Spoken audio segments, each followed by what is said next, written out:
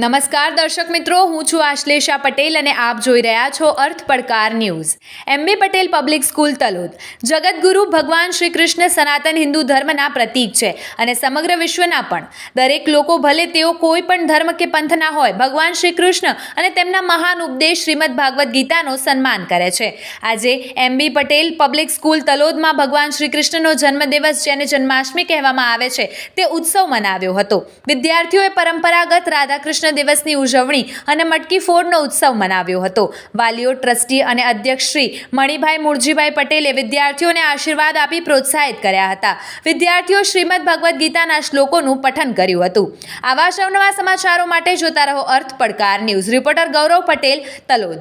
જોતા રહો અર્થ પડકાર ન્યૂઝ અને અમારી ચેનલને લાઇક, શેર અને સબસ્ક્રાઇબ કરવાનું ભૂલશો નહીં.